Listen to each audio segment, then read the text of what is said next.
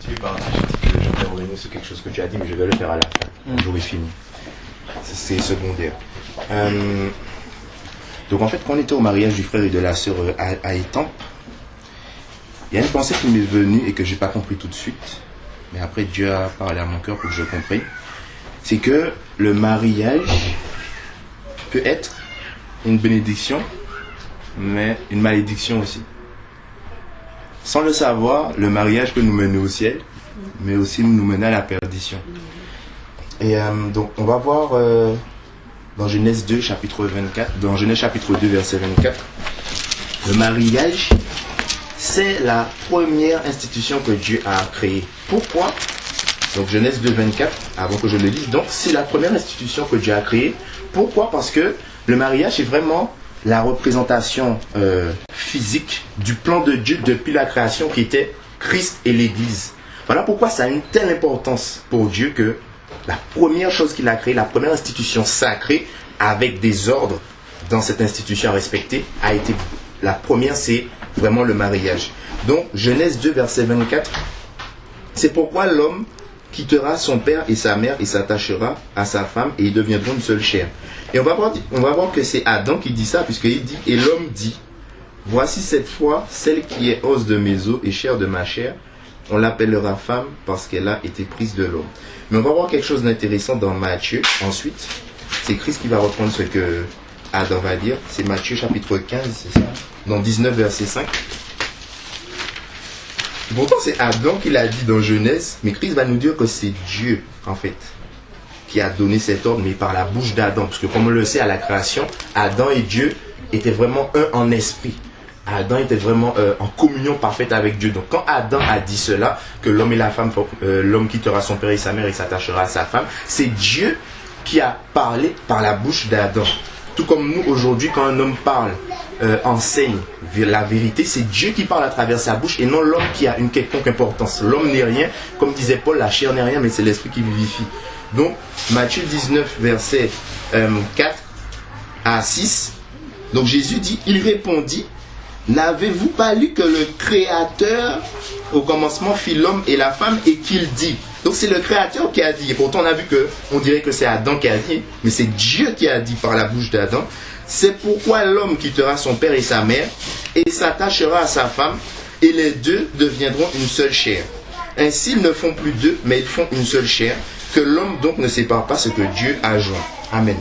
Donc c'est vraiment la première institution et c'est vraiment quelque chose de sacré puisque comme on le voit dans l'évangile, c'est vraiment quelque chose de très important prophétisé depuis l'Ancien Testament que le plan de Dieu dès Abraham, puisque la parole dit que Dieu a dit à Abraham, par sa foi, beaucoup de peuples seront sauvés, il aura une grande postérité. Aujourd'hui nous sommes enfants d'Abraham par la foi et le salut pour les païens a été décidé par Dieu depuis la création, mais le temps n'était pas encore arrivé pour que ça soit le cas.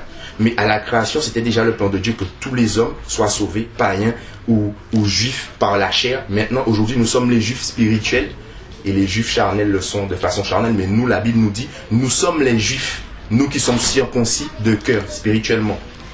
Ensuite, donc, on va voir que c'est un ordre que Dieu a établi, le mariage. Et toute institution que Dieu a établie, il y a des préceptes à respecter en fait. Quand on regarde Saül par exemple, quand Dieu a établi Saül roi, on va dire que c'était une bénédiction. Mais qu'est-ce que Saül a fait? Comme il est allé à l'encontre de ce que Dieu lui avait dit, sa bénédiction s'est transformée en malédiction. Il y a aussi le roi Osias. Le roi Osias, c'est un roi, il a marché dans les voies de l'Éternel et tout. Et à un moment, quand Dieu a commencé à le bénir, etc., il a commencé à aller au-delà de ce que Dieu lui avait dit. Et la parole déclare qu'il a été touché de la lèpre jusqu'à sa mort. Il était un lépreux. Donc voilà comment la bénédiction d'Osias, par exemple, ou de Saül, ou de plein d'autres, s'est transformée en malédiction. Ainsi en est-il du mariage, et on va le voir au fur et à mesure. Donc, tout ce que Dieu a créé a un ordre. On va voir d'ailleurs Proverbe 16, verset 4. Proverbe chapitre 16, verset 4.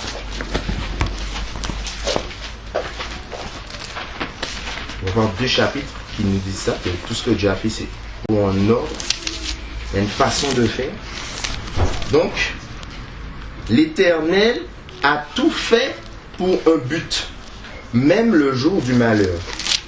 Amen. Méchant. Même le méchant pour le jour du malheur, pardon. Même le méchant pour le jour du malheur. Amen. Quand je ne connaissais pas Dieu, des fois, je regardais certains animaux, je disais, mais à quoi ça sert? Ça sert à rien. Par exemple, je regardais le moustique. Je dis, mais ça sert qu'à embêter les gens, ça tue des gens, etc. Même le moustique, même le cafard, même le rat, Dieu a tout créé pour un but. Le rat a son rôle à jouer sur terre et il faut que le rat joue son rôle. Le moustique a son rôle et il faut que le moustique joue son rôle. Un jour, je regarde un documentaire et je vois, on dit, il y a une prairie là, je crois que c'est en Alaska, et il y a des myriades de moustiques et ces moustiques servent de nourriture à plein d'oiseaux. J'ai dit, ah, gloire à Dieu. Le moustique ne sert pas qu'à embêter les gens, il a une importance quand même, il sert de nourriture à d'autres animaux. Et si le moustique, Dieu a créé le moustique pour un rôle, si Dieu a créé le moustique pour faire quelque chose, pour servir à quelque chose, qu'en est-il du mariage? L'institution la plus importante que Dieu a créée. Le mariage, il y a on va dire des préceptes à respecter dans le mariage que Paul va nous donner dans Éphésiens chapitre 5 verset 22. Donc, les lois de la nature même, de la création, les arbres, la planète qui tourne, les galaxies qui explosent, les étoiles qui éclairent, tout ça, ce sont des lois que Dieu a établies et la création respecte l'ordre que Dieu a donné. Dieu dit de faire comme ça, la création obéit, la parole déclare que les étoiles, tout ça, ils se soumettent devant Dieu. Ils ne sont pas rebelles, Dieu dit de faire comme ça, Dieu dit A, ils font A. Ils obéissent à. Et je me rappelle un frère qui disait, pourquoi ne suis-je pas plutôt né comme un ver de terre? J'avais vu ça un jour sur Facebook. Pourquoi ne suis-je pas plutôt né comme un ver de terre ou une pierre? Le ver de terre obéit à Dieu. La pierre, même qui n'a pas de pensée, obéit à Dieu. Mais nous, en tant qu'hommes, parce que Dieu nous a donné une intelligence, eh bien, on veut aller à l'encontre de ce que Dieu a préparé d'avance. On va le voir dans Corinthiens. On va voir notre passage dans Jérémie chapitre 33, verset 25. Jérémie chapitre 33, verset 25. 33, verset 25. C'est pour un peu... pour que la parole ne perde la tête de ce que j'étais en train de vous dire. Verset 25 à 26. 33, verset 25 à 26. Ainsi parle l'Éternel. Si je n'ai pas fait mon alliance avec le jour et avec la nuit, si je n'ai pas établi les lois des cieux et de la terre, alors aussi je rejetterai la postérité de Jacob et de David, mon serviteur. Et je ne prendrai plus dans sa postérité ceux qui domineront sur les descendants d'Abraham, d'Isaac et de Jacob. Car je ramènerai leurs captifs et j'aurai pitié d'eux. Amen. Donc, dans l'Ancien Testament, Dieu va dire aux Juifs qu'il ne va jamais les abandonner, en fait. Donc, les lois que Dieu a établies, il nous dit, si je n'ai pas établi les lois des cieux et de la terre, alors je rejetterai la postérité de Jacob et de David. En fait, ce que Dieu veut dire par là, c'est que je vous assure, c'est moi qui ai établi les lois des cieux et de la terre. Souvent, je regarde des choses scientifiques un peu sur les gens qui disent genre Dieu n'existe pas, etc. Mais les scientifiques reconnaissent quand même qu'il y a des choses incroyables. La Terre a un ordre précis. Si la Terre était placée 1 kilomètre plus près du Soleil, la vie ne serait pas possible. Si la Terre tournait un peu plus vite ou moins vite, la vie ne serait pas possible. Si l'atmosphère n'était pas constituée était constituée de 1% différemment de comme elle est, la vie ne serait pas possible. Et il y a plein de choses comme ça. Et les scientifiques eux-mêmes qui sont souvent athées ou cartésiens, etc., ils reconnaissent qu'il y a quelque chose qui va au-delà de l'entendement humain. Ils reconnaissent qu'il y a des lois dans l'univers dont personne ne connaît la provenance, en fait.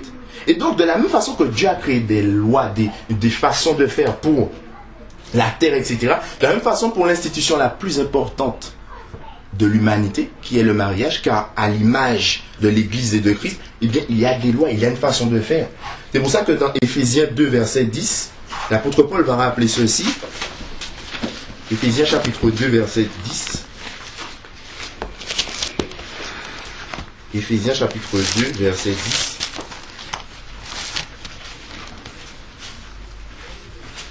Éphésiens chapitre 2, verset 10. Car nous sommes son ouvrage, ayant été créé en Jésus-Christ pour de bonnes œuvres, que Dieu a préparées d'avance afin que nous les pratiquions. Amen. Amen.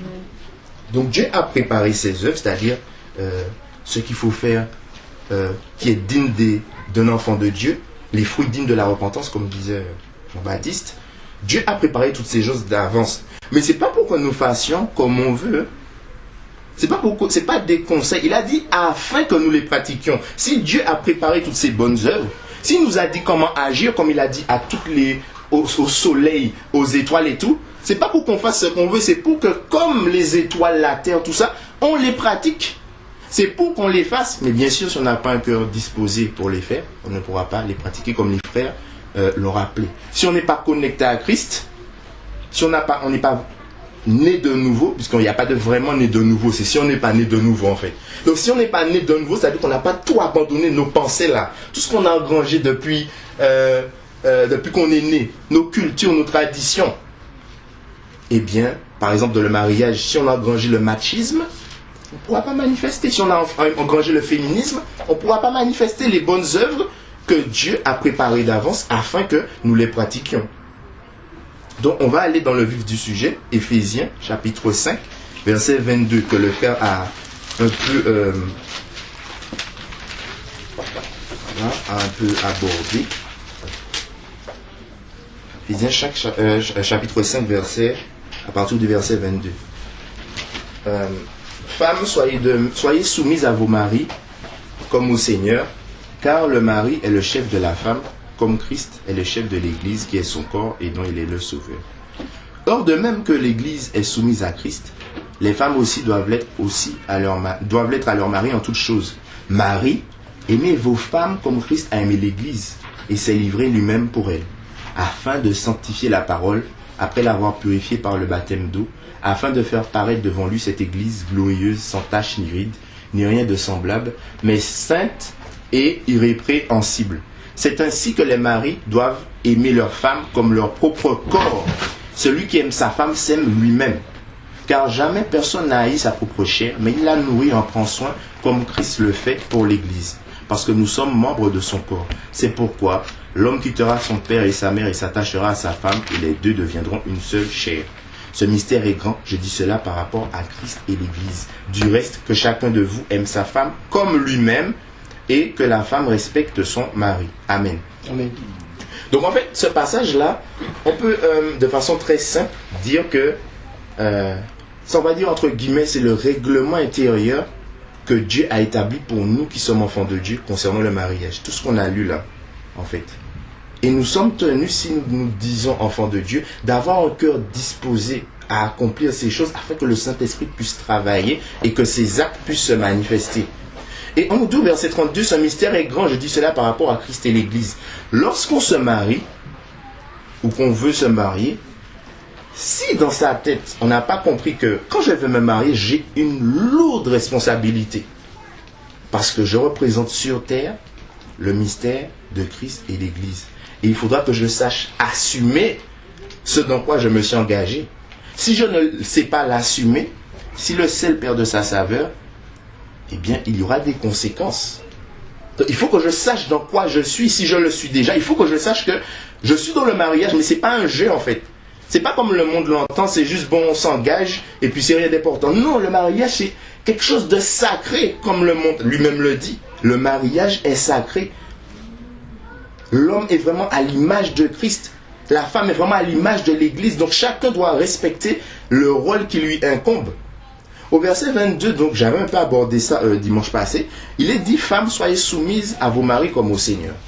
Moi, un jour, j'ai lu ça, et il y a quelque chose qui m'est venu, c'est que l'apôtre Paul dit, soyez soumises à vos maris comme au Seigneur.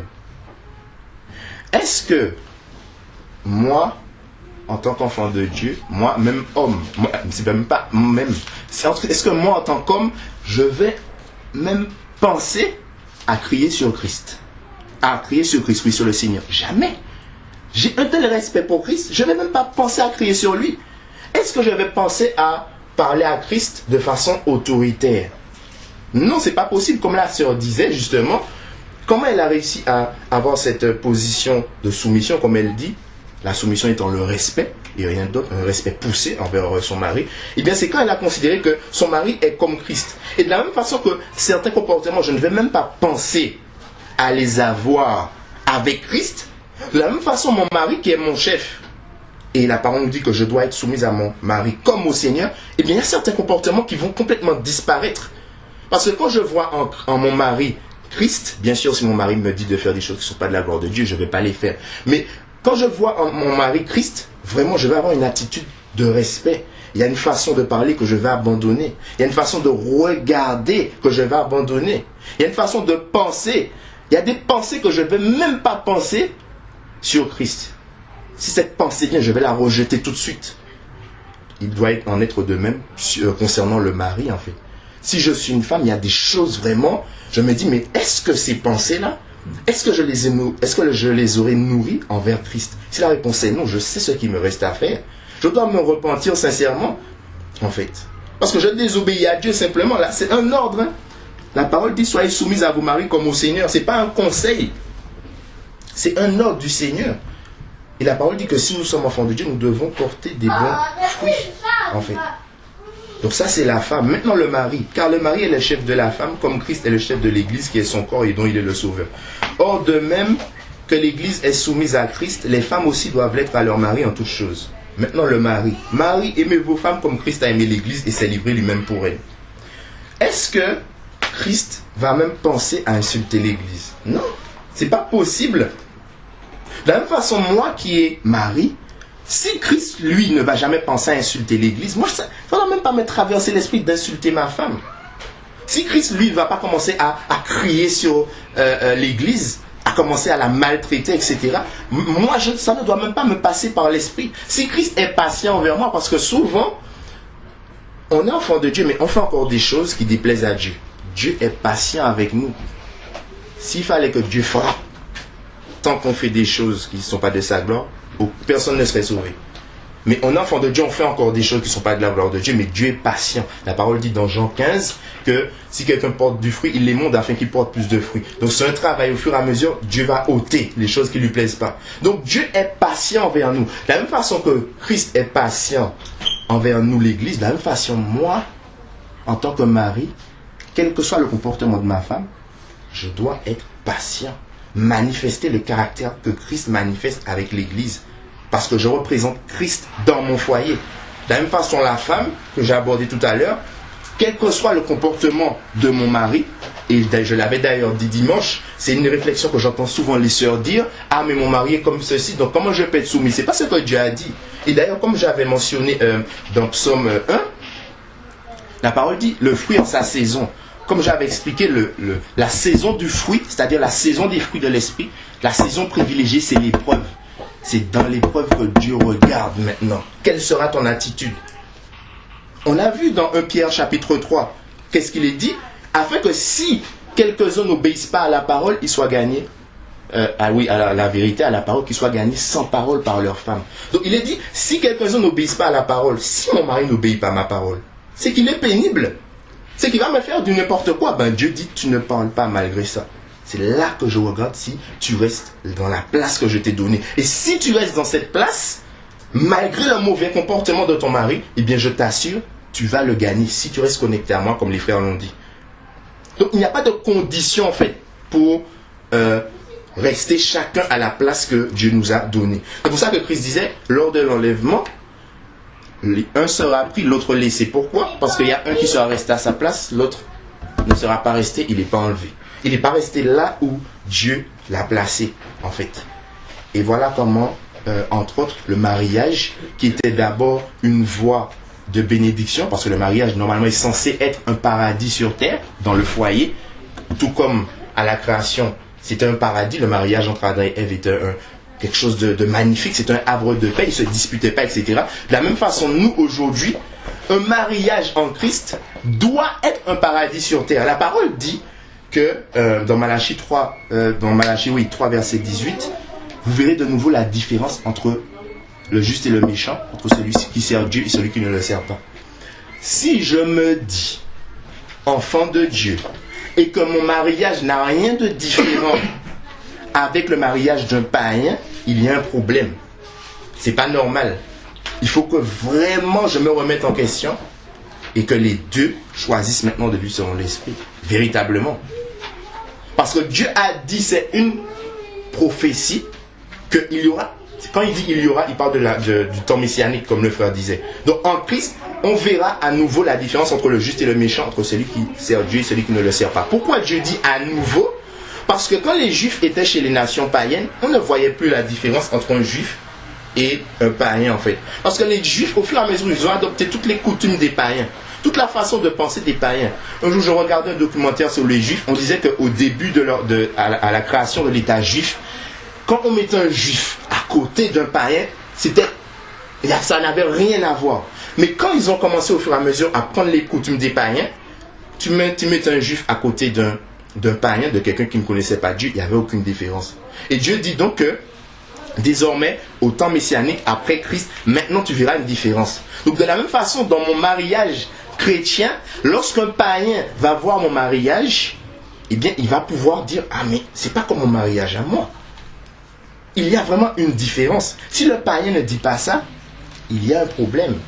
Je ne suis pas la lumière du monde. Je ne suis pas le sel de la terre. À Christ de nous dire, dans Matthieu 5, il me semble, que si le sel perd de sa saveur, il est jeté dehors et il est foulé aux pieds. Voilà comment, je dirais presque bêtement, non, alors que notre mariage devait être une bénédiction, ça se transforme en malédiction pour nous ou pour celui qui n'est pas resté à la place que Dieu lui avait donnée, se réclamant enfant de Dieu. Sachant qu'un enfant de Dieu, c'est celui qui obéit au Seigneur. Christ a dit, si vous gardez ma parole, vous êtes vraiment mes disciples. Ça veut dire que si tu ne gardes pas ma parole, ou que tu n'as pas un cœur disposé à la garder jusqu'à ce que je te la révèle, eh bien, tu n'es pas mon disciple. Bien que tu peux le dire de la bouche, mais tu n'es pas mon disciple. Et c'est pour ça que Christ va dire, beaucoup vont lui dire ça, mais je ne t'ai jamais connu. Parce que tu ne gardais pas ma parole. Parce que ce n'était qu'un amour buccal, ce n'était qu'un amour en parole, mais dans les actes, il n'y avait pas ce qui suit. Donc, véritablement, la femme doit être soumise à son mari étant le respect comme au Seigneur. Donc, il y a une nouvelle façon, mon intelligence doit être transformée.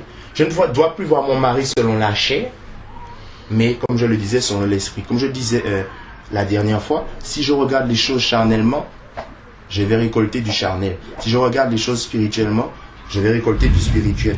Donc, femmes, soyez soumises à vos maris. Et mari, toi, sois véritablement, aime vraiment ta femme comme Christ a aimé l'Église et s'est livré lui-même pour elle afin de la sanctifier par la parole, après l'avoir purifiée par le baptême d'eau, etc., etc.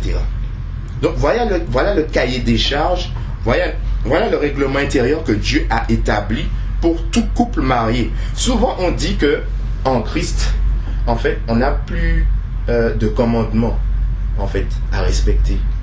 La parole nous dit que en Christ, nous sommes devenus une nation sainte. On ne connaît pas une seule parole, une seule nation où il n'y a pas de loi, en fait, où il n'y a pas de choses à respecter. Toute nation a un règlement intérieur, on va dire.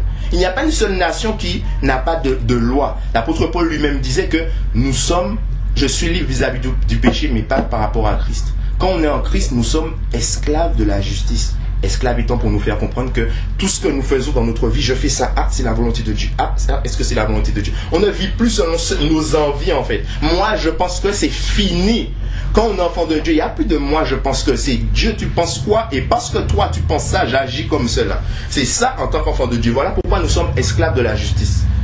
Donc, dans le mariage, il n'y a plus de moi, je pense que je dois agir comme ça parce que non, c'est Dieu. Tu penses quoi? Parce que toi, tu penses ça, j'agis comme ça parce que je t'aime et que vraiment j'ai un cœur disposé. Je vais vraiment vivre selon toi. Mais cela ne peut pas avoir lieu sans, comme disait le frère, une connexion véritable avec le Seigneur Jésus. Sans au départ avoir tout abandonné pour suivre Christ. Sa culture, son éducation, ses passions, ce qu'on a vu à la télé, dans les journaux, etc. Non, ça c'est fini. Ne vous conformez pas au siècle présent, Romains 12, verset 2, mais soyez transformés par le renouvellement de l'intelligence afin de discerner ce qui est bon, agréable et parfait. Voilà pourquoi, quand je viens à Christ, j'abandonne toutes ces choses que j'ai vues. Justement, c'est souvent ce qu'on voit à la télé. qu'est-ce qu'on voit? On voit, moi je peux pas être une femme, je peux pas agir bien avec mon mari parce qu'il agit mal avec moi. C'est ça qu'on voit tout le temps à la télé, dans toutes les émissions, etc. Moi je peux pas bien agir avec ma femme parce qu'elle agit mal avec moi. Selon la parole de Dieu, ça c'est un mauvais raisonnement, c'est un faux raisonnement. Nos pensées charnelles, ça c'est légitime de penser comme ça selon la chair. C'est complètement légitime. Hein? Si on va dans Matthieu 5, justement, Christ dit, faites du bien à ceux qui vous font du mal, bénissez ceux qui vous maudissent, etc. C'est là qu'on voit la différence entre celui qui se réclame enfant de Dieu et le païen. Et si, dans notre façon d'agir, il n'y a pas de différence en fait, si on est comme un païen, comment pouvons-nous hériter du royaume de Dieu? Ce que Dieu attend de nous, c'est que nous soyons une lumière et on est comme une ampoule LED en fait. On éclaire, on arrête. On éclaire. C'est pas ce que Christ a dit. Si on va d'ailleurs dans Matthieu chapitre 5, Matthieu chapitre 7, il faut qu'on le lise vraiment. Il faut qu'on ne se trompe pas de combat. Matthieu chapitre 7. Et c'est quelque chose sur lequel on passe et on ne se rend pas compte de l'avertissement qu'il y a ici de la part de Christ. Et malheureusement, il y a un évangile aujourd'hui que certains appellent l'évangile de l'hypergrâce. C'est de se dire, bon, j'ai dit que Christ est mon sauveur, c'est mon Seigneur. Maintenant, même si je fais des choses qui ne sont pas de la gloire de Dieu, c'est pas grave, je suis sauvé. C'est pas ce que Christ a dit. Nous devons produire des fruits dignes de la repentance, avec un cœur disposé, avec un cœur pur. En fait, c'est ça la volonté de Dieu, qu'on soit vraiment le sel de la terre. Donc, Matthieu chapitre 7, verset 17 à 20. Verset 17 à 20. On va même prendre 16. Vous les reconnaîtrez à leurs fruits. Cueille-t-on des raisins sur des épines ou des figues sur des chardons? Tout bon arbre porte du bon fruit, mais le mauvais arbre porte de mauvais fruits. Un bon arbre ne peut porter de mauvais fruits, ni un mauvais arbre porter de bons fruits. Tout arbre qui ne porte pas de bons fruits est coupé et jeté au feu. C'est donc à leurs fruits que vous les reconnaîtrez. Amen.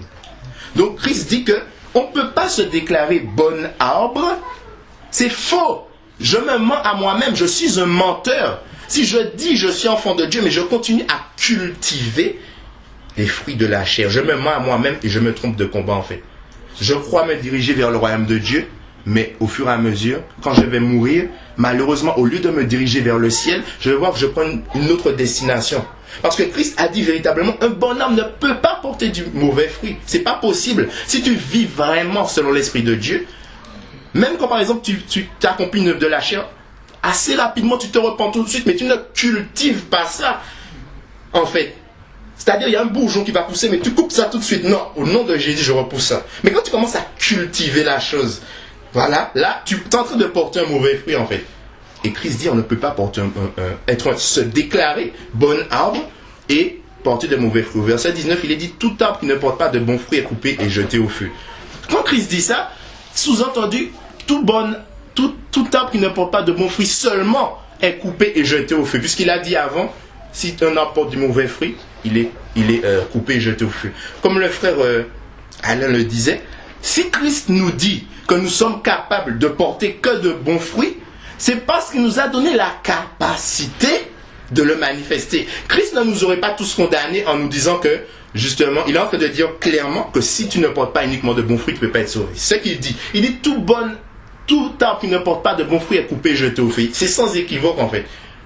C'est sans équivoque. Il faut que nous portions des bons fruits. Et donc Dieu nous a donné cette capacité par le sacrifice de la croix de le manifester. Encore, comme le frère disait, le croire, l'accepter. Et encore faut-il le manifester en le croyant, en n'étant pas incrédule. Donc c'est donc à leurs fruits que vous les reconnaîtrez. Donc, je me dis enfant de Dieu, etc. Mais dans mon mariage, je manifeste les œuvres de la chair. Je n'aime pas ma femme comme il faut. Je n'aime pas mon mari comme il faut, je ne suis pas soumis. Je suis en train de me tromper de combat. Je suis dans l'erreur en fait. Je pense me diriger vers le ciel, mais cette bénédiction comme Saïl ou Ozias, etc., qui devait être à la base une bénédiction, petit à petit se transforme en malédiction, va causer ma perte. Parce qu'il ne faut pas qu'on se leurre. Christ a dit que ce sont les vainqueurs qui hériteront du royaume de Dieu. Pas les vaincus. Qu'est-ce qu'un vainqueur? C'est lui qui a la victoire sur le péché. C'est celui qui a la victoire sur les œuvres de la chair. Mais si je porte, que je cultive comme ça les œuvres de la chair, je suis un vaincu, en fait. Je suis soumis aux ruses du diable. Et donc je suis vaincu par Satan. Alors que Christ m'a donné la possibilité de manifester la victoire par la parole et par la foi et par tous les autres équipements, le casque, la ceinture, la cuirasse, etc., etc. Mais tout vient de la parole. Et on va voir quelque chose de grave jusqu'à là où ça peut aller. On va voir Osée 4.6 rapidement, que beaucoup connaissent, mais on ne s'en rend pas compte de...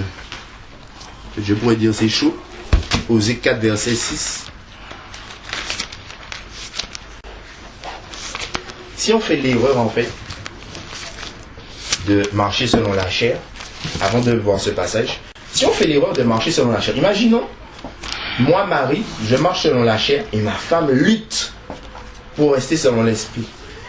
On va voir quelque chose de grave. Si ma femme, à cause de mon comportement, flanche, c'est tout le foyer qui s'écroule et mes enfants eux-mêmes vont en pâtir.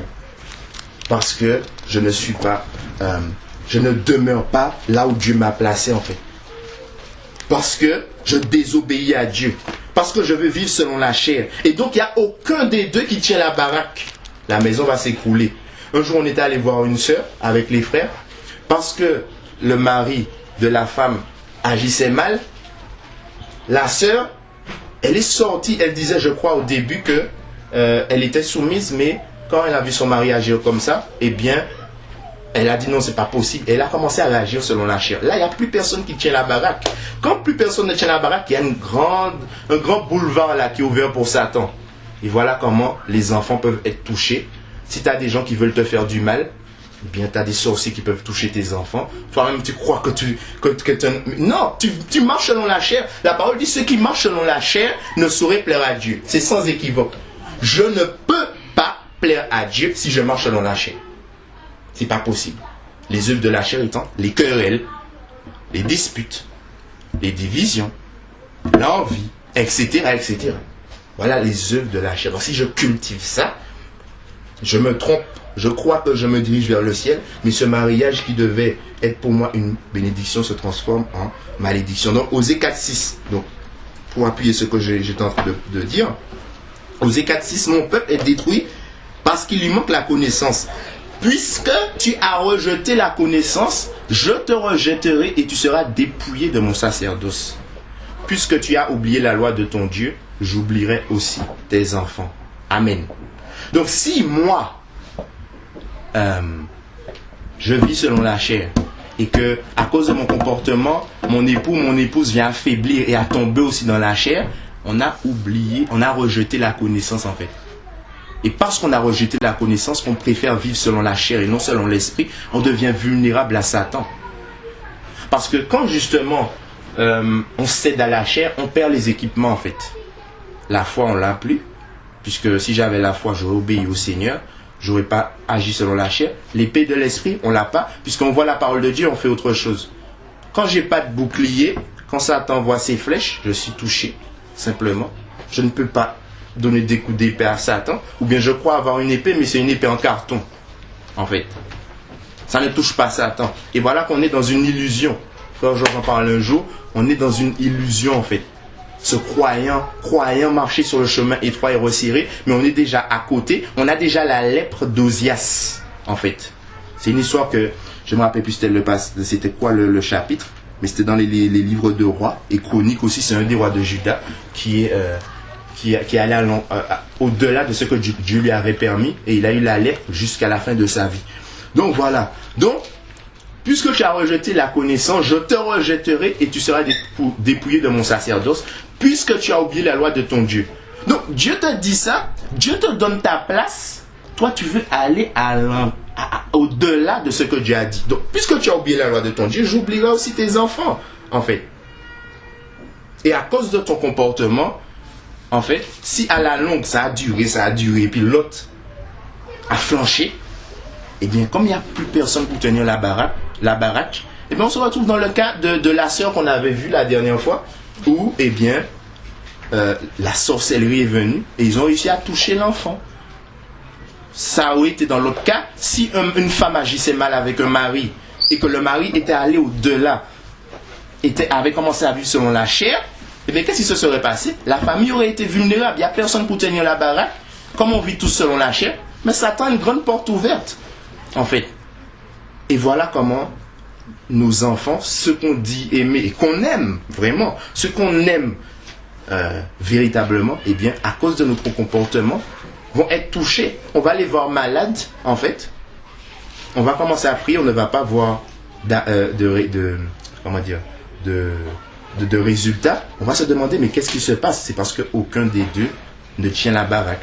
C'est parce qu'il y a une grande porte ouverte à Satan, et Satan, il a pu entrer dans cette porte, et voilà que la famille, voilà. Et si l'un des deux ne se repent pas, eh bien les enfants vont continuer à être touchés par notre comportement, ils vont pâtir de notre comportement. D'ailleurs, on va voir 1 Corinthiens chapitre 7, verset 14. 1 Corinthiens chapitre 7, verset 14, il me semble que c'est... Oui. 1 Corinthiens chapitre 7, verset 14. Donc, car le mari non-croyant est sanctifié par la femme, et la femme non-croyante est sanctifiée par le frère. Autrement, vos enfants seraient impurs, tandis que maintenant, ils sont saints. Amen.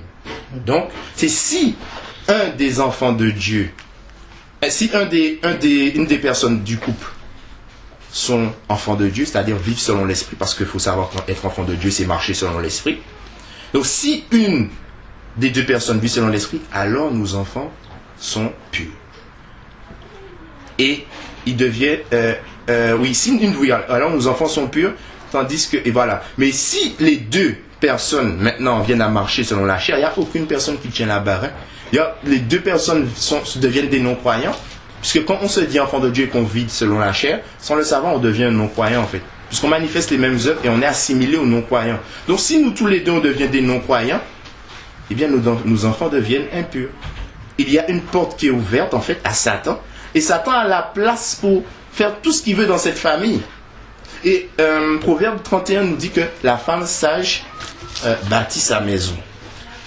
De la même manière, le mari sage aussi bâtit sa maison. Mais si je ne suis pas sage en tant que femme ou en tant qu'homme, je la détruis en fait. Si une des deux personnes dans le mariage agit mal, ça aura des répercussions sur les enfants. Et on va voir que quand les enfants grandissent, on ne comprend pas. Ils ont des mauvaises attitudes. Ils pensent d'une manière bizarre qui est contraire à la parole. Un enfant reproduit ce qu'il voit ses parents faire, en fait. Et voilà comment, au lieu de bâtir son foyer, eh bien, on détruit nous-mêmes notre foyer. On détruit nous-mêmes ce qu'on aime, en fait. Malheureusement. Et voilà comment, je dirais bêtement, le mariage, qui est normalement un sujet de joie, devient une malédiction, clairement. Pourquoi? On n'est pas resté dans les clous de Dieu. On est allé au-delà. On n'a pas voulu lui obéir. À chaque fois, je me rappelle quand j'étais petit, ma mère me disait, ne touche pas le fer à repasser. J'étais têtu, je voulais voir ce que ça fait. Là, j'ai touché, je me suis brûlé. Ainsi en est-il de nous, en fait. Quand Dieu nous dit quelque chose, c'est pour notre bien. Puisque la parole nous dit, si je vous dis, si vos parents vous donnent ceci, cela, alors qu'ils sont méchants, alors voir moi, qui suis Dieu, si je vous dis quelque chose, c'est pour votre bien. Si Dieu nous dit d'agir correctement, c'est pour notre bien. C'est pas pour rien qu'on voit que la génération d'aujourd'hui est complètement dépravée. C'est parce que les parents n'assument plus leur rôle. Il y a des disputes tout le temps, le mari bat sa femme, la femme insulte son mari, etc. Et voilà comment on se retrouve dans une société complètement anarchique. C'est pas pour rien que les francs-maçons disent, tu veux détruire une génération, commence par les enfants. En fait. Et voilà comment le mariage qui est sacré devient un objet de malédiction pour beaucoup dans le siècle présent. C'est une malédiction. C'est un enfer, le mariage, pour beaucoup, en fait. Alors que Dieu a créé le mariage pour que ça soit un paradis sur terre. Pour que les deux s'entendent bien. Mais si les deux ne respectent pas le rôle que Dieu a donné, le mariage ne pourra jamais être bon. Puisqu'on va à l'encontre de ce que Dieu a dit. Dieu dit A, on veut faire B, C, A fois D, A fois Z. Donc, ça ne pourra pas aboutir. Et ce mariage ne pourra pas être comme Dieu avait déjà préparé d'avance. Parce que Dieu a préparé d'avance le mariage pour que ça soit une bonne chose. Quand Adam et Ève étaient mariés avant le péché, etc., eh bien, leur mariage, c'était dans le jardin d'Éden, c'était parfait. Normalement, dans un mariage de deux personnes, selon la parole, si on tire une conclusion vraiment de la parole, un couple chrétien ne doit presque jamais avoir de dispute. Ou, s'il y a des disputes, ça se finit vite. Les deux demandent pardon. Excuse-moi, j'ai t'ai fait du mal. Excuse-moi, pardon. Je me repens de ce que je t'ai fait. Normalement, ainsi, ça devrait être comme ça dans un couple de deux personnes enfants de Dieu. Parce que quand l'esprit et l'esprit sont ensemble, il y a les fruits de l'esprit. Il y aura l'amour, la joie, la paix, la patience, la bonté, la fidélité, la tempérance, la bénignité. Il y aura tout ça. Si les deux vivent selon l'esprit, il n'y a pas de raison. Dieu n'est pas un menteur. Donc, si je regarde les choses selon l'esprit, si je manifeste les choses selon l'esprit, je vais manifester véritablement les fruits de l'esprit. Je vais semer des oranges, je vais récolter les oranges, simplement. Donc, j'avais commencé à aborder ça dimanche. C'est vraiment un sujet important parce que le mariage a été créé pour être une bénédiction et non une malédiction, non un enfer sur terre. Dieu n'a pas créé le mariage pour qu'on soupire. Ah, je suis marié, j'en ai marre. Ah, ceci, ah, cela. Si on commence à se dire ça, il faut profondément se remettre en question. Et en fait, aussi, ceux qui veulent se marier, en fait, il faut qu'ils comprennent que si on se marie, c'est pas une blague. Quand on va se marier, là, on a une lourde charge sur son dos. Représenter l'alliance qu'il y a entre Christ et l'Église. C'est pas un jeu. Souvent dans le monde, on se marie, par exemple, juste pour avoir des papiers ou des choses comme ça. Mais c'est pas ça le mariage. Le mariage, c'est vraiment quelque chose de sacré. Quand on dit sacré, c'est sacré. Je me rappelle même, chez les catholiques, on a conscience de ce mot sacré. Quand j'étais au catéchisme, on me disait, faut pas dire sacré imbécile, par exemple. Parce que sacré, c'est un mot... Quand c'est sacré en fait. On ne joue pas avec ce mot sacré. Donc le mariage est sacré, on ne joue pas avec le mariage. Avant de me marier, il faut que je sache dans quoi je m'engage. Je ne me marie pas pour avoir du sexe. Non. Je me marie pour représenter Christ et l'Église sur terre. Voilà pourquoi je me marie. Et il faut savoir que si je veux que ce mariage réussisse, si d'abord, et d'ailleurs c'est quelque chose que je vais aborder, Dieu merci, si dans le mariage, on va voir quelque chose. Pour que, vraiment Dieu merci, pour que Christ et l'Église puissent se marier. Qu'est-ce qui s'est passé d'ailleurs? Pour que Christ puisse créer l'Église, il a fallu que Christ meure. Pour faire partie de l'Église, il faut qu'on meure. Si on ne meurt pas de façon spirituelle, bien sûr, si on ne renonce pas à nous-mêmes, on ne peut pas faire partie de l'Église de Jésus-Christ. De la même façon, si je veux me marier, il faut que je meure avant pour me marier. Si je ne meurs pas, ça va mal aller en fait.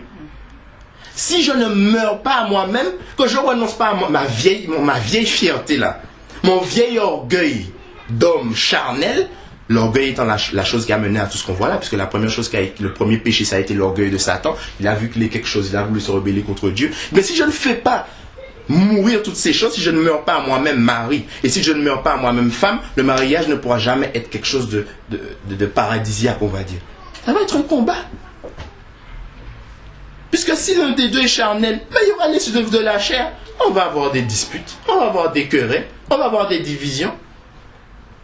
Et voilà comment quelque chose qui avait été créé par Dieu comme parfait, à cause de nous, à cause de notre cœur qui n'est pas vraiment disposé, à cause du fait qu'on ne veut pas manifester les fruits de la repentance, qu'on n'est pas, je ne dis pas vraiment né de nouveau, qu'on n'est pas né de nouveau, eh bien, voilà comment le mariage est vraiment un calvaire en fait.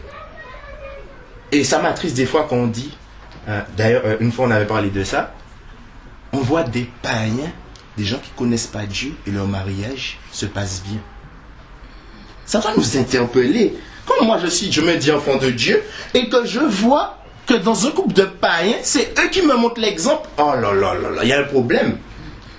C'est eux qui sont censés faire comme je fais là. Il y a tout le temps des disputes, etc. Non, c'est eux là qui vivent selon la chair normalement. Et eux, ils vivent bien, en fait. quand j'entends ça, je me dis, mais quand Christ dit que nous sommes la lumière du monde, comment les ténèbres peuvent nous éclairer? Puisqu'ils ne connaissent pas Christ, on sait que quand on n'a pas Christ, on est dans les ténèbres en fait. Comme nous-mêmes, on a été dans les ténèbres avant que la grâce imméritée de Dieu se manifeste pour nous. Donc comment ça se fait que là, ce sont les ténèbres qui m'éclairent moi? Comment ça se fait que moi qui dois être le sel, ce sont... c'est l'air qui me... Enfin, je ne sais pas comment dire ça. Donc Christ a dit, si le sel perd de sa saveur, si au lieu que ça soit moi qui montre l'exemple, aux païens, c'est lui qui me montre l'exemple, il faut que je sache, j'ai perdu de ma saveur, c'est fini. Il faut que je me repente et que je m'examine moi-même. Comme Paul disait, examinez-vous vous-même. Il faut que je m'examine. Parce que j'ai perdu ma saveur. Et Christ a donné un avertissement terrible. Et souvent, aujourd'hui, dans l'église, aujourd'hui, on préfère oublier les avertissements de Christ. On préfère oublier, non, c'est pas Christ. Non, Christ a dit, si vous perdez de votre saveur, qu'est-ce qui va se passer? On vous jette dehors, on vous foule aux pieds. Ça, c'est la condamnation, en fait. On est rejeté si on perd de notre saveur, parce que Christ n'est pas mort sur terre pour qu'on fasse comme on veut, ou bien pour qu'on soit ténèbres. Non, Christ est mort pour qu'on soit vraiment ses représentants. Christ est vraiment mort sur la croix pour qu'on soit ses ambassadeurs. Si un ambassadeur de Russie vient aux États-Unis et qui ne joue pas son rôle de représenter les valeurs de la Russie aux États-Unis, on leur envoie, en fait. On leur envoie, simplement. Ainsi en est-il de nous. Christ est mort vraiment pour nous délivrer du péché, pour nous délivrer du mal, pour ôter le péché, pas pour passer une couche de peinture, genre on ne le voit pas. Non. Christ est venu pour nous délivrer vraiment du péché, pour qu'on soit vraiment la lumière du monde. Comme un frère disait, je ne me rappelle plus qui, nous sommes des petits Christ, entre guillemets, mais avec un petit C. Nous sommes des petits Christ sur terre. Si on n'est pas des petits Christ, on sert à quoi en fait sur terre? Le sang de Christ est précieux. Il n'a pas coulé pour du n'importe quoi. Le sang de Christ est précieux. Je regarde un documentaire sur la mort de Jésus. Des larmes ont coulé de mes yeux. Un fouet avec des bouts d'os dedans. Et on le fouettait. Donc à chaque fois, il y a de la chair qui sort. Le dos maculé de sang. Une épine, on enfonce dans sa tête et voilà le sang qui coule. Des clous dans ses mains. Souvent, on représente les clous là, alors que c'est là, en fait. Ça fait très mal parce qu'il y a un nerf qui passe là. Et les tortionnaires faisaient passer exactement sur le nerf afin de créer le maximum de douleur chez le condamné à mort. Les deux pieds comme ça, et le clou passe à travers les deux pieds. Et je meurs asphyxié, parce que la crucifixion, on ne mourrait pas par perte de sang, on mourrait par asphyxie. Parce qu'à chaque fois que tu prends une respiration, qu'est-ce qui se passe? C'est un effort à faire. À un moment, tu lâches prise, tu acceptes ta mort, et tu rends ton dernier souffle. Donc voilà toutes les souffrances que Christ a subies pour nous. Donc il a subi ça pour qu'on fasse du n'importe quoi avec la grâce? Non. Comme l'apôtre Paul disait, ne vous servez pas de la grâce pour vivre dans la dissolution. Romains 6, qu'on a vu ensemble. Nous qui sommes morts au péché, viverions-nous selon le péché? Non. Loin de là.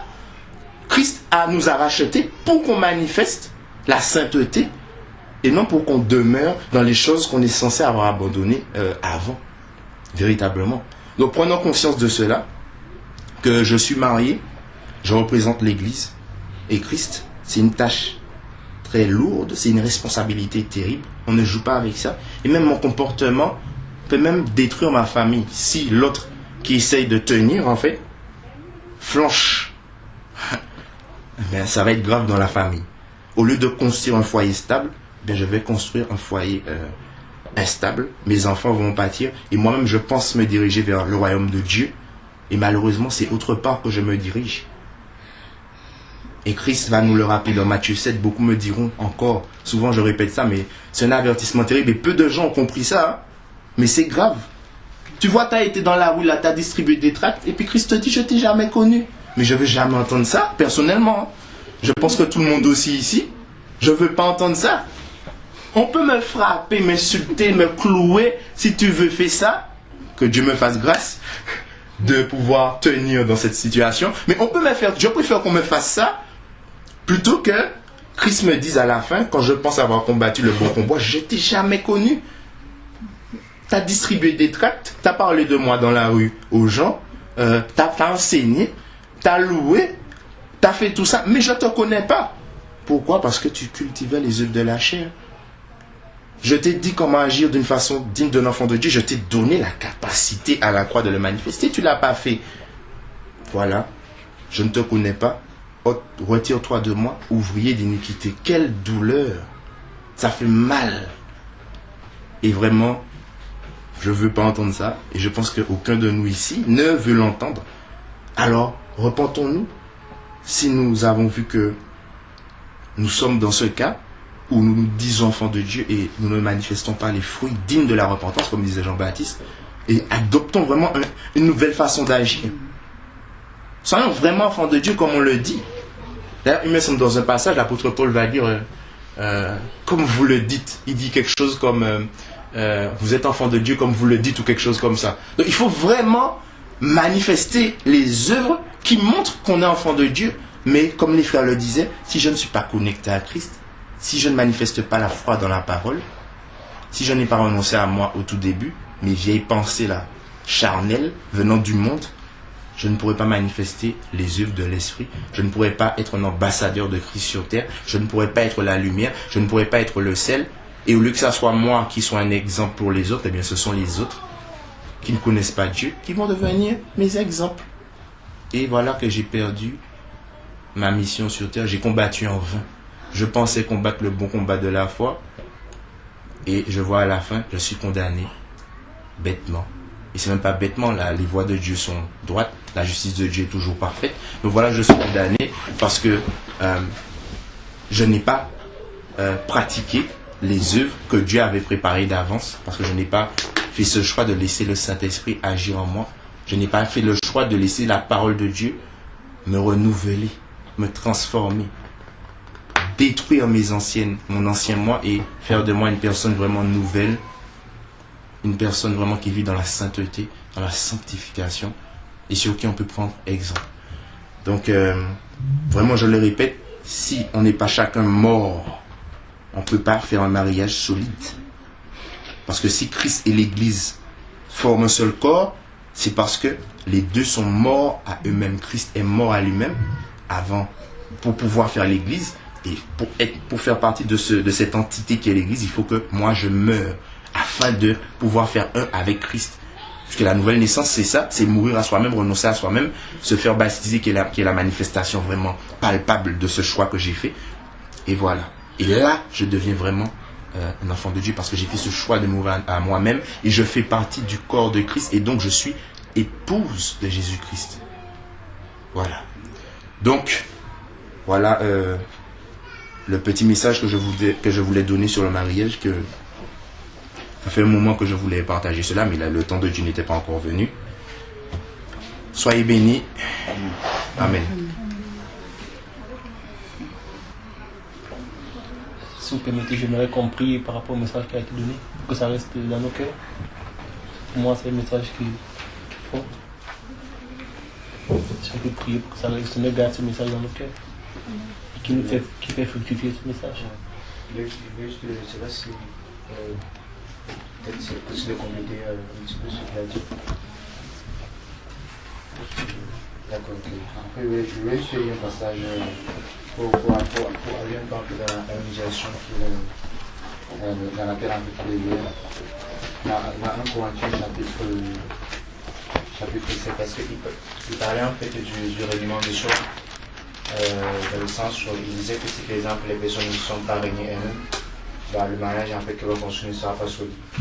Et quand on regarde en fait ce que l'apôtre Paul dit dans 1 Corinthiens 7,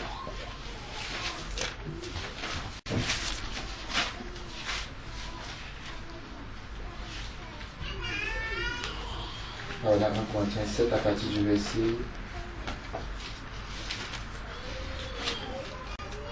29.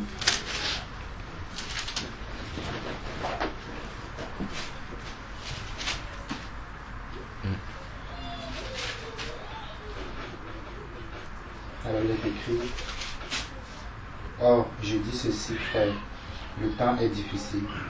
Au reste, c'est pour que ceux même qui ont une femme soient comme n'en ayant pas, et ceux qui pleurent comme ne pleurant pas, et ceux qui se réjouissent comme ne se réjouissant pas, et ceux qui achètent comme ne possédant pas, et ceux qui usent du monde comme n'en usant pas à leur gré, car la figure de ce monde passe.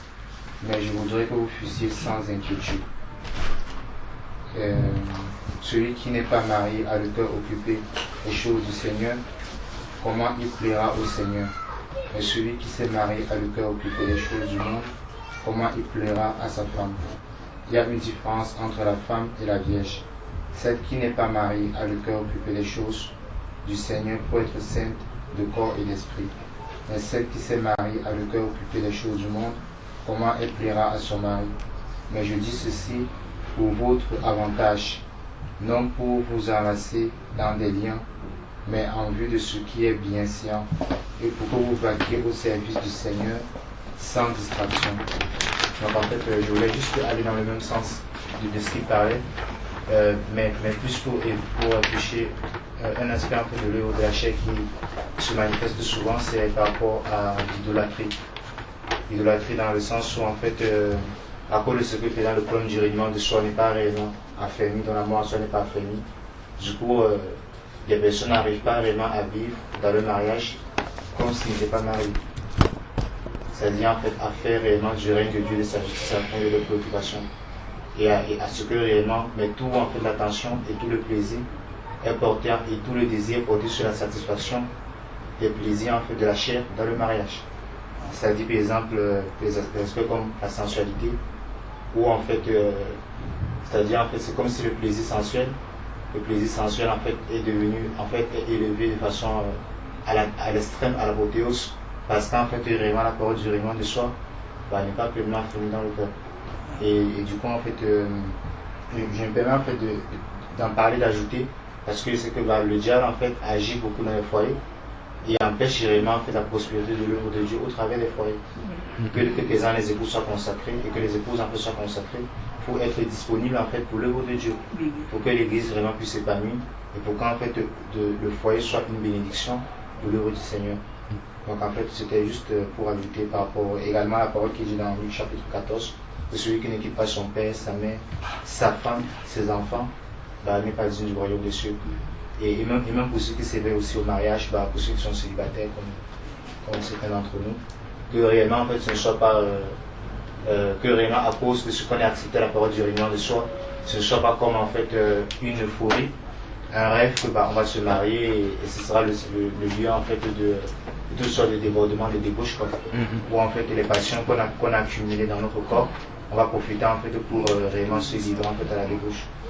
Donc c'était surtout que la parole dit que le lit conjugal soit exempt de tout souillure, parce que Dieu jugera les adultères et les débauchés, parce qu'il y a aussi des pratiques en fait dans le couple qui ne sont pas dignes en fait du Seigneur, qui sont des pratiques perverses en fait, et vraiment que nous puissions nous de cela.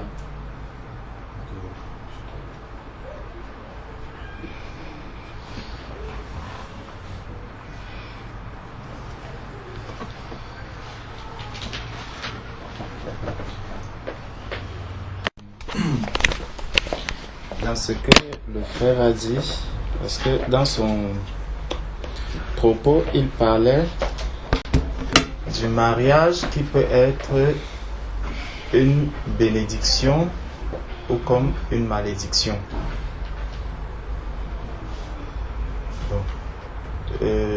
Donc, en fait, comprenons déjà bien que c'est pas le mariage en lui-même qui est une malédiction ou une bénédiction, parce que c'est la volonté de Dieu. Mais c'est ce que nous-mêmes nous faisons à l'intérieur de notre mariage qui peut conduire à la malédiction ou à la bénédiction. C'est ça. Ça veut dire que si j'achète peut-être un véhicule, je prends un véhicule qui est destiné à porter 5 personnes. Je commence à porter 20 personnes dans ce véhicule. Une chose est sûre, ce véhicule déjà ne mettra pas long. Un véhicule qui est adapté, par exemple, pour rouler sur des routes goudronnées, je le prends maintenant, je le mets sur les routes qui vont dans mon village. Je ne pense pas que ce véhicule te mettra 3 mois. Donc, je vais bien entrer dans le mariage, accepter le mariage, mais lorsque j'entre dans ce mariage, je dois savoir que la finalité ou ce que deviendra ce mariage ne dépend plus de Dieu, parce que Dieu, lui, il m'a donné tout pour que mon mariage puisse réussir. Exactement comme lorsque je viens au Seigneur, le Seigneur me donne tout le pouvoir, il me donne toute la possibilité, il dépose en moi tout ce qui est nécessaire pour que j'obtienne la vie éternelle. Parce qu'il nous dit que Christ est mort, non pas pour que je périsse, mais pour que j'ai la vie éternelle. Donc dès que j'entre, dès que je deviens le jour de ma conversion, il y a de la joie dans le ciel. S'il n'y avait pas, si le Seigneur savait que, pas qu'il savait, si le Seigneur, un seul instant, n'était pas peut-être fier de ma nouvelle naissance, il n'y aurait pas eu cette fête dans le ciel. S'il y a une fête, c'est parce qu'il se réjouit de ce qu'une âme a été sauvée. Mais maintenant, si l'âme par la suite se perd, ça, ce ne sera que parce que la personne se serait détournée du plan parfait de Dieu. Et c'est pour ça que à plusieurs endroits dans la parole, on nous dit: il m'a abandonné pour le siècle présent, par amour du siècle présent, par ceci, à cause des choses du monde, à cause des convoitises, à cause de ceci. Donc, j'ai produit le fruit de la chair. Et c'est ce fruit de la chair qui m'a conduit maintenant à sortir du plan de Dieu et à devenir maintenant non plus un bon fruit, mais plutôt un mauvais fruit. Non plus un arbre qui va être protégé, mais un arbre qui va être coupé et jeté au feu. Et ça, quand nous lisons un peu dans le livre de Deutéronome, prenons Deutéronome,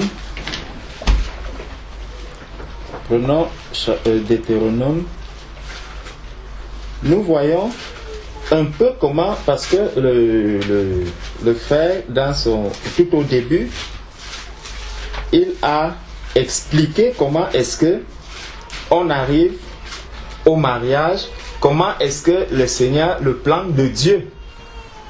Et nous devons comprendre bien que, en fait, tout ce qui a été fait sur la terre tourne autour du mariage. Dieu, ayant son fils Jésus, il a créé le monde pour que son fils ait une épouse. Il a créé, l'église est arrivée pour que cette église devienne l'épouse de Christ. Et cette épouse, elle doit être à l'image de Christ.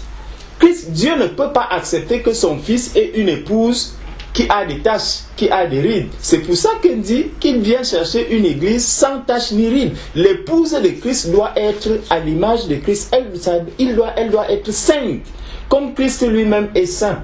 Elle doit être parfaite, comme Christ lui-même est parfait. Donc tout ce qu'il y a dans le monde a été créé pour faire quoi? Pour mettre vraiment, pour déposer plusieurs choix. Et le frère a pris le cas des abeilles, des insectes et tout, qui sont là, et il se demandait pourquoi est-ce qu'il y a toutes ces choses. Quand on voit dans le monde, Dieu a créé le jardin. Dans le jardin, il a créé les serpents, il a créé le fruit, il a créé ceci, il a déposé tout cela. Pourquoi? Pour que chacun puisse opérer son libre choix. Pour que chacun puisse vraiment se décider en se disant, bon, Est-ce que j'accepte prendre le fruit? Si je prends le fruit, ça veut dire que je désobéis à Dieu. Je refuse ce que Dieu m'a demandé de faire. Donc le serpent, il avait son travail à jouer, son rôle à jouer dans le jardin. Le fruit avait son rôle à jouer dans le jardin. Dieu pouvait bien prendre les chérubins et les mettre tout autour de l'arbre pour que personne n'ait accès. Mais ce n'était pas ça la volonté de Dieu. Dieu voulait que celui qui accepte devenir l'épouse de Christ, qu'il arrive à cela vraiment de manière volontaire et que devant lui il ait plusieurs choix, qu'il ait les deux choix. J'accepte ou je n'accepte pas. Librement que je puisse arriver à la fin. Et toutes ces épreuves sont là uniquement pour travailler, pour que chacun ne dise pas, pour que personne ne dise à la fin que oh vraiment on m'a forcé à devenir l'épouse de tel. On me force à devenir l'épouse de tel. Non. Dieu ne veut pas du tout que quelqu'un se retrouve en train de regretter le choix que lui-même aura opéré. C'est pour ça qu'il met toujours devant nous ces multiples choix.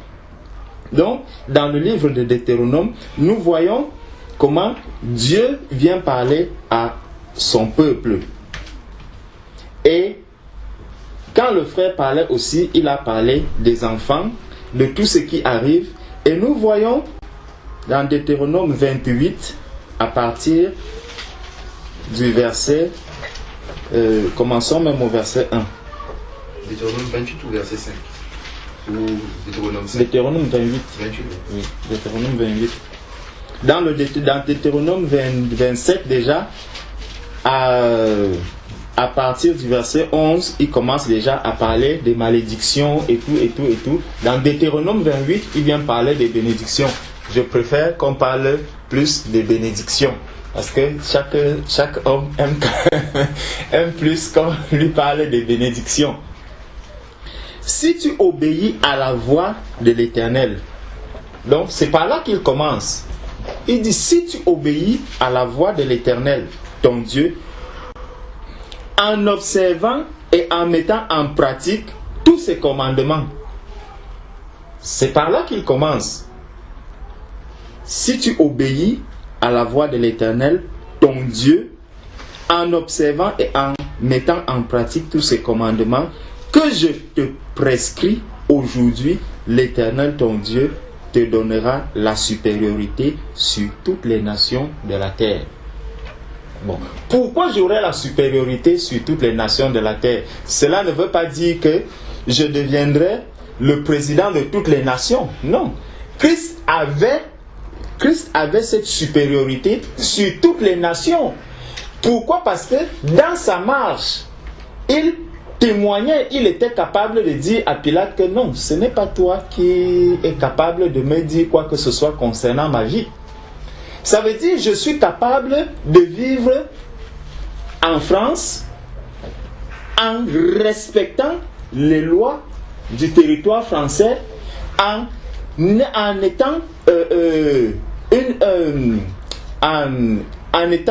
comment je peux dire ça. Donc je ne serais un scandale, je ne ferai aucun scandale. Je serai capable de vivre dignement en France. On m'amène dans un pays très dur. Je serai également capable de vivre dans ce pays même où on interdit peut-être à quelqu'un de parler de Dieu. Je serai capable de vivre également dans ce pays. Daniel a vécu. Ne l'oublions pas. Mais pour arriver à cela, il faudrait que je fasse quoi? Que j'obéisse à la voix de Dieu, que je sache que j'ai reçu une certaine autorité de Dieu, j'ai reçu un pouvoir de Dieu, de pouvoir vivre dans les conditions les plus difficiles. Et je ne pense pas que le cadre du mariage soit l'endroit le plus difficile qui puisse être, surtout si c'est entre deux chrétiens. Dieu a dit, j'aurai ce pouvoir de pouvoir vivre dans les conditions les plus difficiles. Et c'est pour ça que même lorsque je me retrouve avec quelqu'un qui est converti ou pas, je dois pouvoir m'en sortir. Dieu m'a donné cette capacité de m'en sortir. Donc, dans tous les milieux où je me trouve, un enfant de Dieu doit pouvoir s'en sortir tant qu'il reste dans la volonté de Dieu, tant qu'il reste confiant, tant qu'il garde la foi que ce Dieu lui a tout donné, il lui a donné tout ce pouvoir, il lui a donné toute cette capacité. Donc, il va dire, voici toutes les bénédictions qui se répandront sur toi et qui seront ton partage lorsque tu obéiras à la voix de l'Éternel, ton Dieu. Il met encore la condition, lorsque tu obéiras à l'Éternel, à la voix de l'Éternel, ton Dieu. Tu seras béni dans la ville. Tu seras béni dans la ville. Et tu seras béni dans les champs. Tu seras béni dans la ville et tu seras béni dans les champs. Est-ce que ça veut dire que j'aurai beaucoup de voitures? Est-ce que ça veut dire que j'aurai beaucoup d'argent? Auquel cas, est-ce que Jésus avait beaucoup de voitures? Point d'interrogation. Est-ce que Jésus avait beaucoup d'argent? Point d'interrogation. C'est à chacun d'examiner dans la vie de Jésus comment il se trouvait. Mais la Bible que je lis me fait comprendre qu'il n'avait même pas où poser sa tête. Donc, est-ce que Jésus était béni ou pas? Si je trouve que Jésus était béni, alors je dois savoir que ce que le monde me présente comme bénédiction dans la ville ou dans mes champs n'est pas la bénédiction dont parle le Seigneur. Bon, tu seras béni dans la ville et tu seras béni dans les champs. Le fruit de tes entrailles, le fruit de ton sol, le fruit de tes troupeaux, les portées de ton gros et de ton menu bétail, toutes ces choses seront bénies. Voilà. La condition est toujours là si tu obéis ou si tu observes toujours les lois de l'Éternel. Donc, ta corbeille et ta huche seront bénies. Tu seras béni à ton arrivée et tu seras béni à ton départ.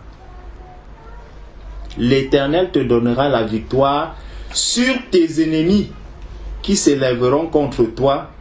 Ils sortiront contre toi sur un seul chemin et ils s'enfuiront devant toi par 7 chemins. Si on s'arrête un peu déjà sur ce verset 7, parce que c'est surtout le verset 8 qui va beaucoup nous intéresser.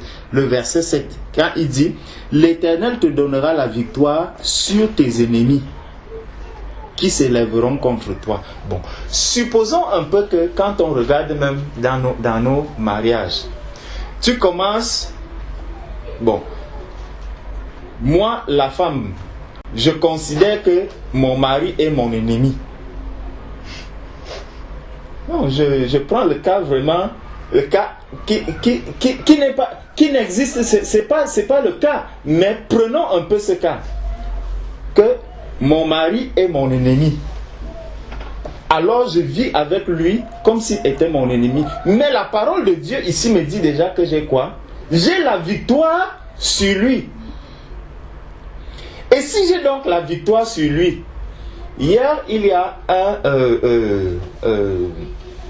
un pasteur qui prêchait et il a donné l'exemple sur 2 personnes.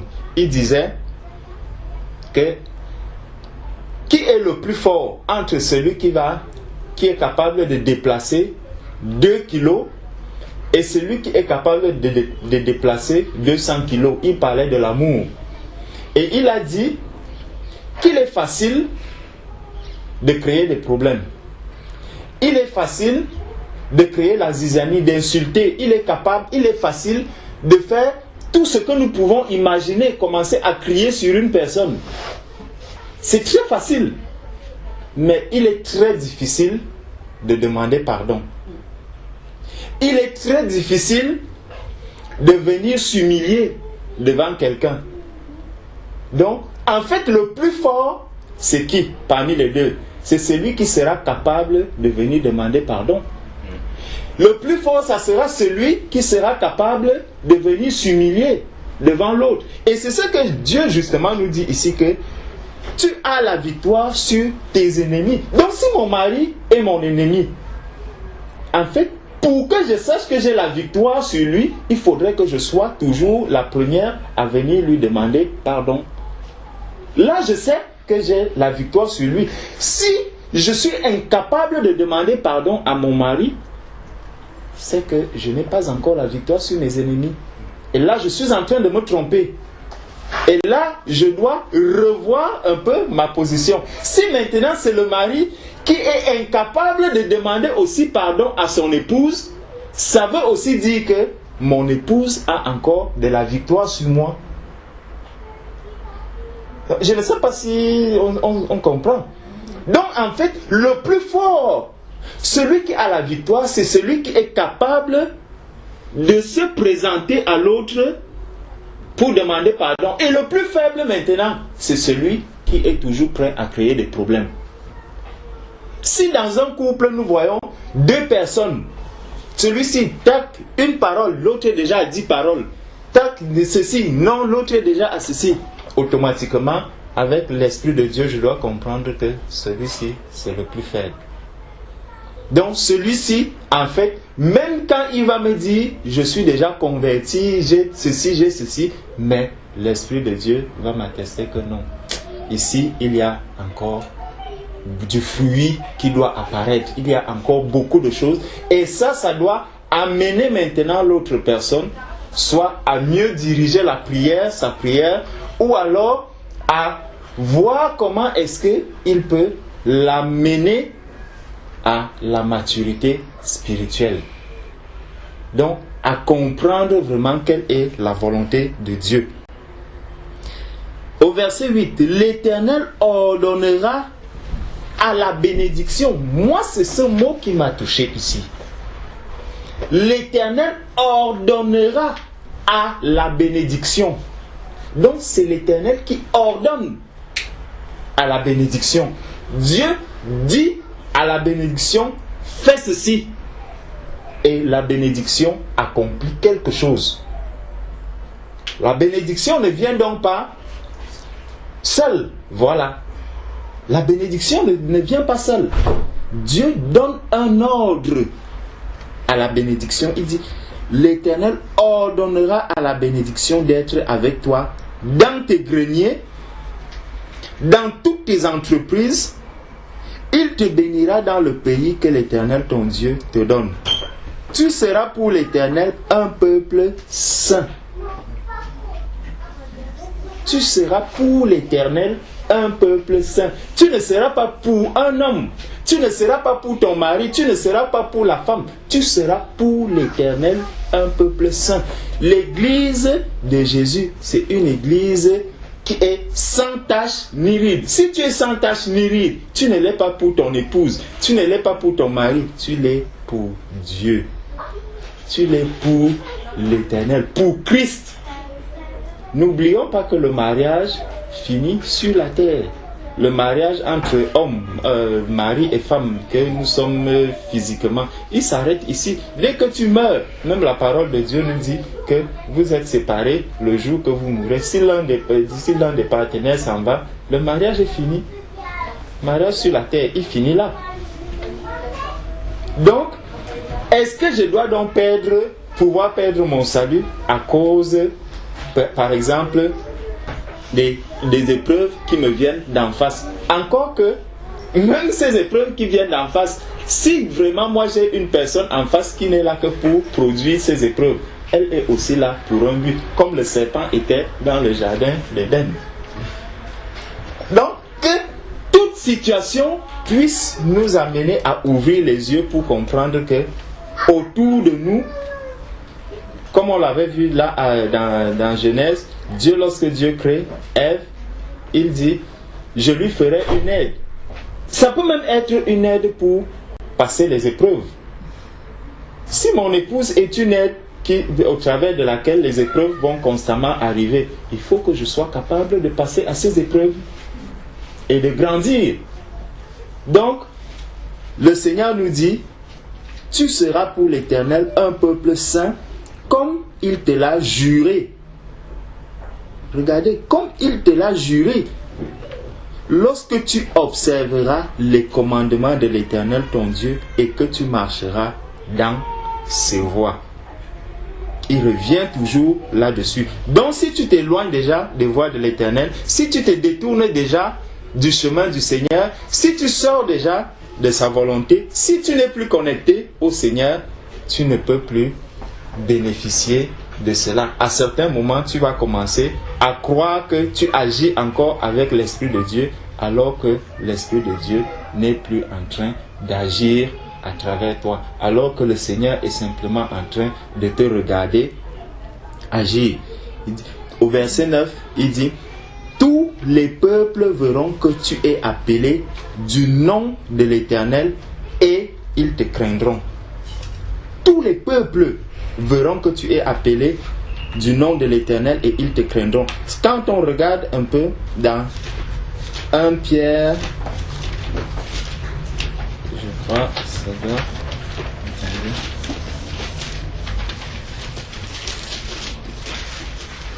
Quand on regarde dans 1 Pierre 1, 1 Pierre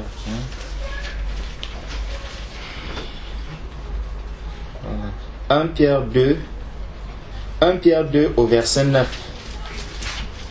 1 Pierre 2 au verset 9, du verset 9 au verset 10, il dit: vous au contraire, vous êtes une race élue, un sacerdoce royal, une nation sainte. Le frère parlait de la nation, des lois qui sont dans une nation.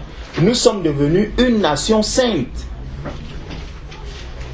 Une nation sainte, un peuple acquis, afin que vous annonciez les vertus de celui qui vous a appelé des ténèbres à son admirable lumière. Nous sommes donc appelés à annoncer quoi? Les vertus du Seigneur partout où nous sommes. Mais si déjà dans notre propre maison, nous n'annonçons pas ces vertus de l'Éternel, où est-ce que nous irons les annoncer? Est-ce que c'est à l'extérieur? Nous devons annoncer les vertus de celui qui nous a appelés des ténèbres à son admirable lumière, vous qui autrefois n'étiez pas un peuple. Donc nous croyons être un peuple, nous croyons être une nation, mais en fait nous n'étions pas un peuple. Nous n'étions que en train de nous tromper. Il dit: vous qui autrefois n'étiez pas un peuple et qui maintenant êtes le peuple de Dieu. Vous qui n'aviez pas obtenu miséricorde et qui maintenant avez obtenu miséricorde. Donc, il faudrait donc qu'on puisse voir toute cette transformation, tout ce changement, toute cette nouvelle vie en nous. Cette nation sainte, elle doit pouvoir s'exprimer. On ne peut pas, dans le monde, il n'y a pas une nation dans laquelle il n'y a pas des lois, une nation dans laquelle il n'y a pas un chef, une nation dans laquelle chacun fait comme il veut. Non, cette nation n'existe pas. Dans chaque famille, dans chaque couple, chacun a son rôle à jouer. Le chef, c'est l'homme. La femme est l'aide. La femme n'est pas l'esclave de l'homme. L'homme n'est pas l'aide de la femme. Ce n'est pas ce que ma Bible me dit. Donc, au verset 10, tous les peuples verront que tu es appelé du nom de l'Éternel et ils te craindront. L'Éternel te comblera des biens en multipliant le fruit de tes entrailles, le fruit de tes troupeaux et le fruit de ton sol dans le pays que l'Éternel a juré à tes pères de te donner. Donc, vraiment, c'est quelques exhortations, vraiment, ou une parole que je pouvais ajouter par rapport au message que le frère nous a donné tout à l'heure. Et si on peut encore regarder peut-être le verset 13, qui aussi nous amène souvent à nous tromper. L'Éternel fera de toi la tête et non la queue. Tu seras toujours en haut et tu ne seras jamais en bas. Lorsque tu obéiras au commandement de l'Éternel. Lorsque tu obéiras au commandement de l'Éternel. Donc si je vis dans la convoitise, je ne peux pas être la tête. Je ne peux pas être la tête. Donc, quand il parle de la tête et non la queue, c'est dans la vie en Christ, dans la soumission à la parole de Dieu. Si le monde ne se soumet pas à la volonté de Dieu, moi je dois me soumettre à cette volonté de Dieu. Et dès lors que je me soumets à la volonté de Dieu, je deviens la tête. Je ne suis plus la queue.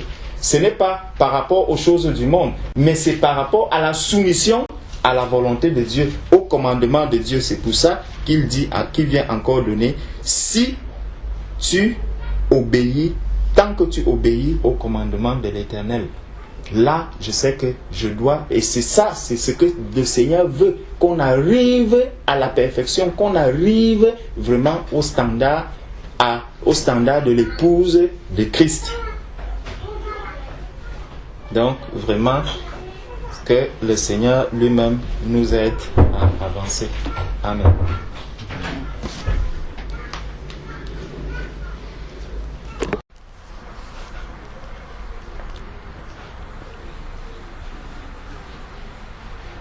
Seigneur Père Dieu Tout-Puissant,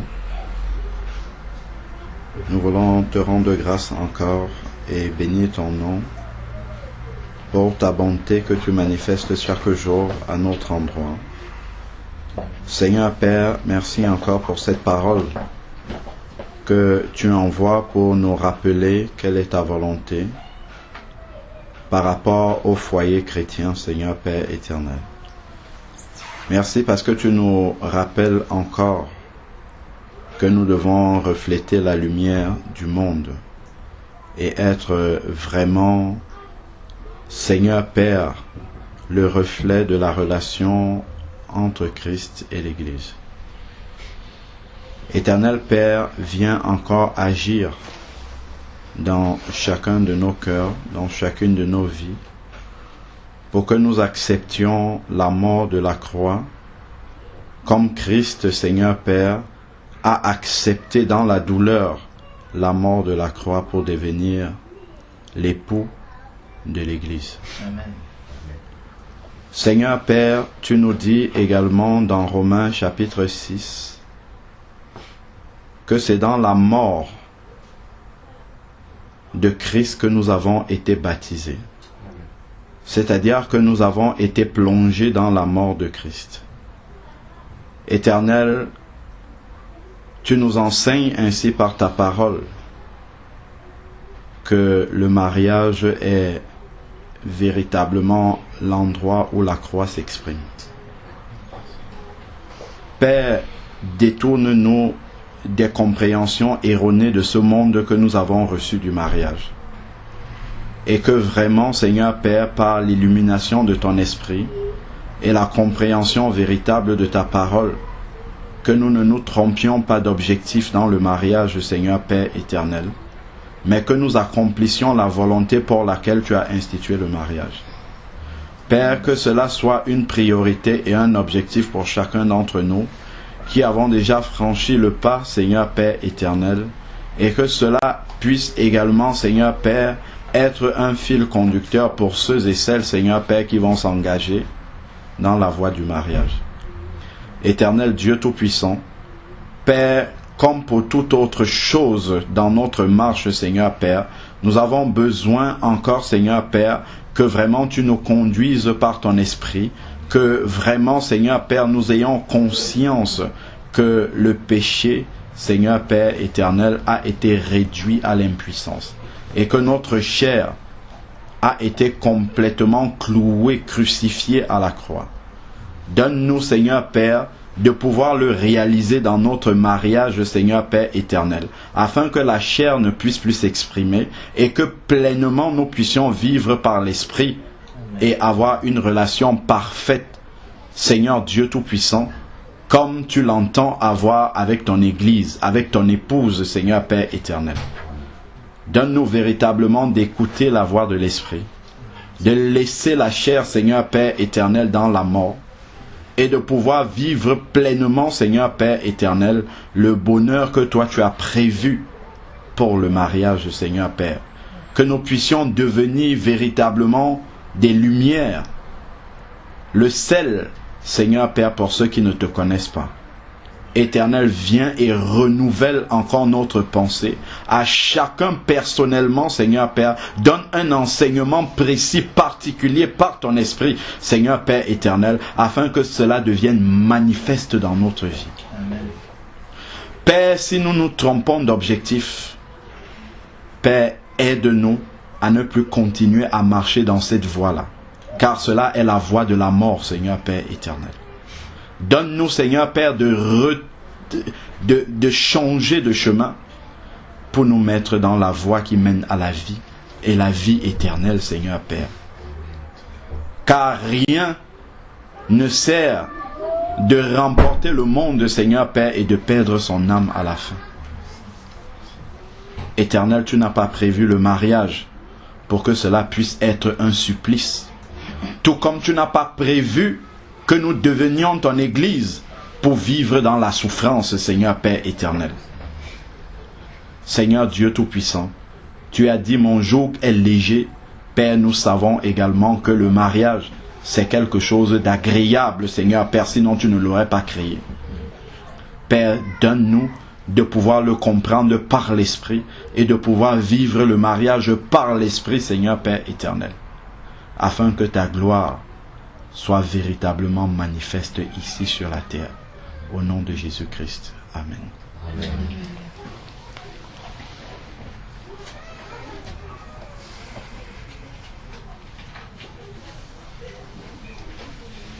Alléluia, Seigneur, mon âme te bénit, Seigneur, pour la puissance de ton esprit, Seigneur, qui agit en nous, qui nous donne, Seigneur, mon Dieu, d'être davantage affermis, Seigneur, dans le reniement de soi, afin que nous puissions, Seigneur mon Dieu, pleinement adhérer, Seigneur, à ta parole.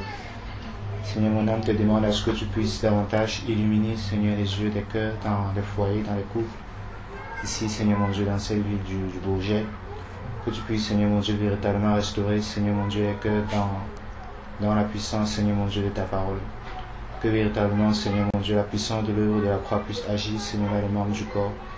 Agir, Seigneur mon Dieu, dans les profondeurs, Seigneur, des cœurs. Et porter, Seigneur mon Dieu, les esprits de tes élus à véritablement se revêtir de la nature nouvelle qui était créée en toi, de la justice et la sainteté que produit la vérité, Seigneur. Que le vent de ton esprit souffle encore dans cette ville. Restaure l'église du Bourget, Seigneur. Donne, Seigneur mon Dieu, au cœur de ceux qui s'y trouvent, de véritablement s'éveiller, Seigneur, à la vérité. Et donne, Seigneur mon Dieu, à nos âmes ici présents, Père de miséricorde, d'obéir, Seigneur, à la parole.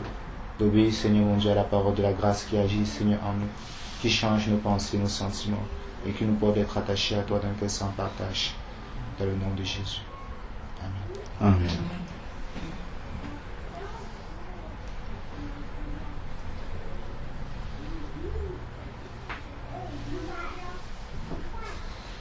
Je demanderai au Seigneur de